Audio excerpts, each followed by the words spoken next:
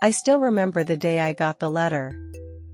It came on a Tuesday morning, the sky was gray, and the air felt heavy, like something important was about to happen. I was making tea when the mail arrived. Nothing special. Just some bills, a magazine, and one old-looking envelope. My name was written on it in beautiful, careful handwriting. The kind only older people use. It was from Grandma. She never sent letters. She usually called me on Sundays. But this letter was different. It smelled like dried flowers, and the paper was yellow at the edges.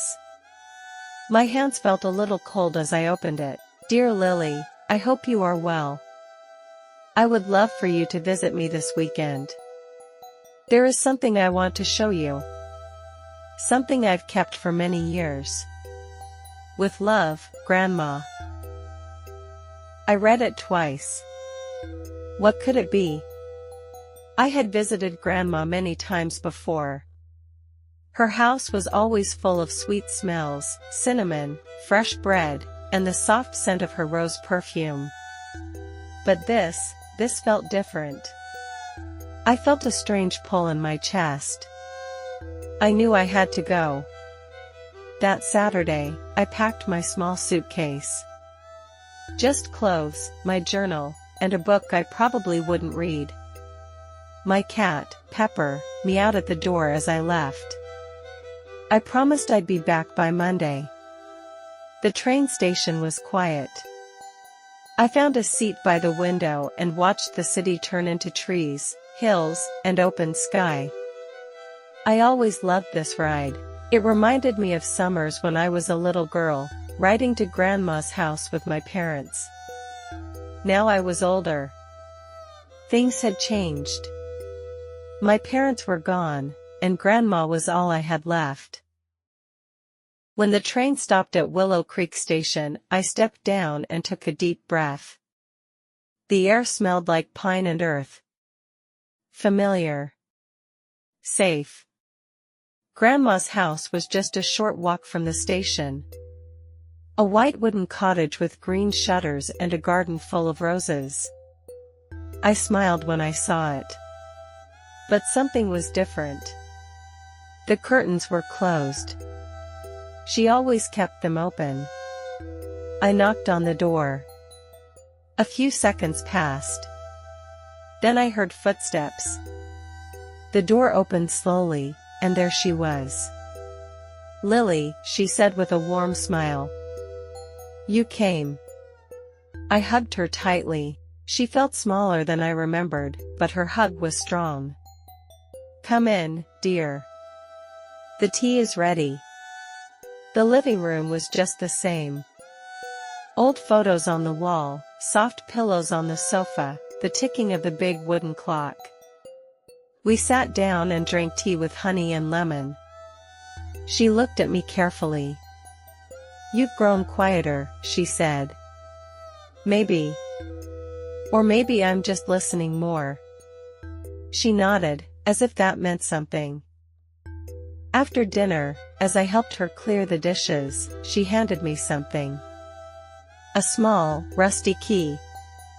It's time, she said. Go up to the attic. You'll find a brown box under the window. Bring it down. My heart beat faster. The attic? We were never allowed up there as kids. What's inside? I asked. You'll see. I climbed the stairs slowly. The air grew cooler with each step. The attic door creaked open. Dust floated in the air like soft snow. There it was, a brown box, tied with a red ribbon. I bent down and picked it up. And that's when I saw it. A name written in faded ink on the side, Eleanor. That wasn't my name. That wasn't Grandma's name either. Who was Eleanor? I brought the box downstairs and placed it gently on the coffee table. Grandma sat down across from me, her hands folded in her lap. You can open it, she said softly. I untied the ribbon and lifted the lid. Inside were stacks of old letters, tied with thin blue strings, and a few black and white photographs. The top photo showed a young woman standing in front of a train station, holding a suitcase. Her eyes looked full of hope and sadness. On the back, in faded ink, it said, Eleanor, 1954. She was my sister, Grandma said quietly. Your great-aunt. I looked up, surprised. I didn't know you had a sister. No one did, she said. I never told anyone. She disappeared when I was 16. My heart skipped. Disappeared? Grandma nodded slowly. One night, she left a letter on the kitchen table and walked out. We never saw her again. I opened one of the letters. The handwriting was beautiful and strong. Dear Anna. Asterisk, I know you may never forgive me. But I had to leave. I couldn't live that life. I needed to find my own way. Please remember me with love, Star. Tears welled up in my eyes. Grandma reached out and held my hand. She wrote to me from different cities. I kept every letter. But I never told anyone, not even your mother. I understood now.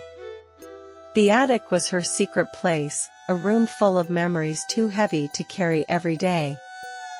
We spent hours reading the letters, piecing together Eleanor's life. She had been a dancer in New York, then a teacher in Chicago. She had fallen in love, lost it, and found it again. She lived bravely, I whispered.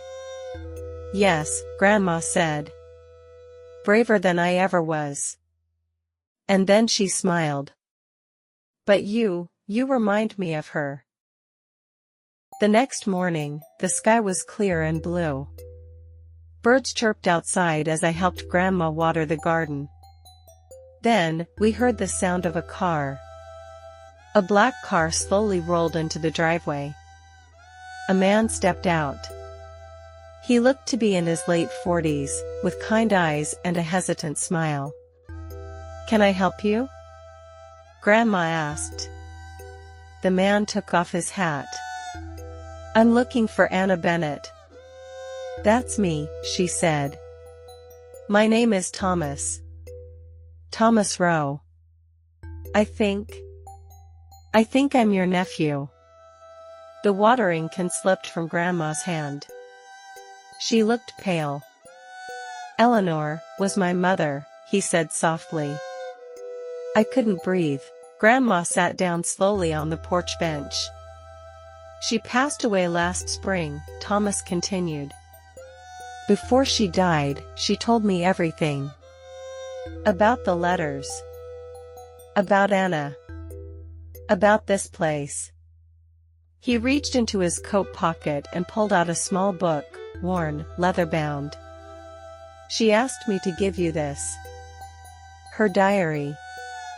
My fingers trembled as I took it from him.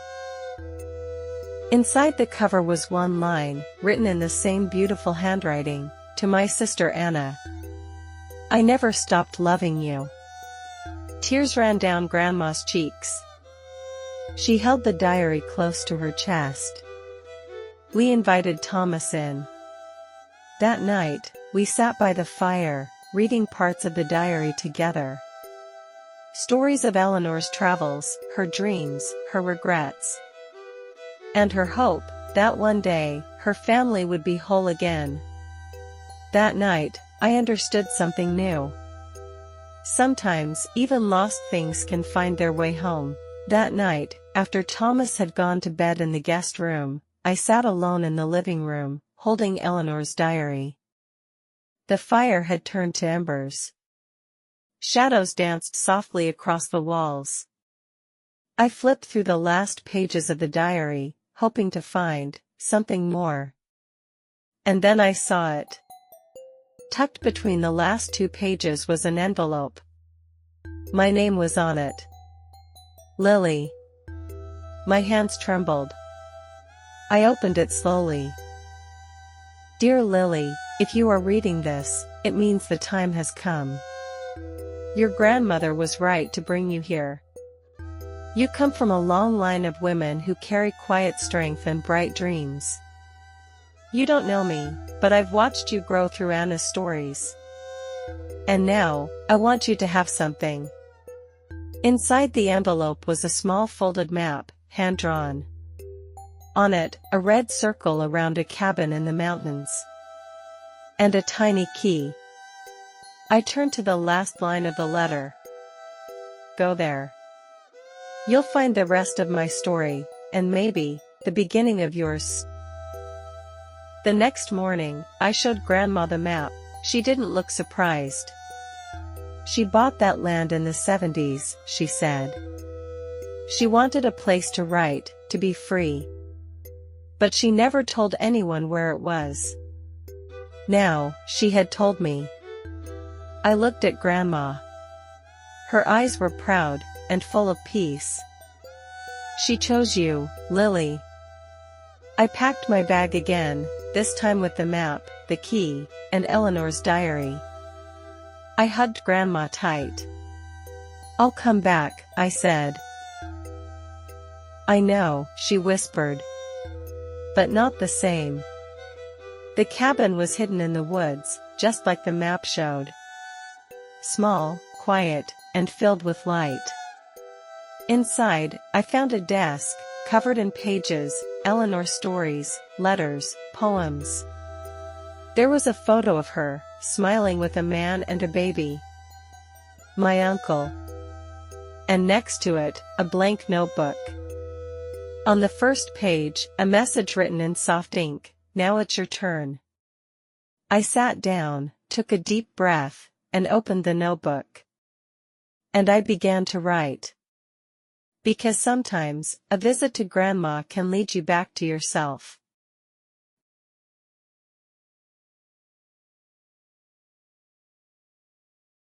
Did you enjoy this story? If you liked a visit to Grandma, don't forget to like this video, comment your favorite part of the story. Subscribe for more easy English stories every week. Practice English naturally, one story at a time.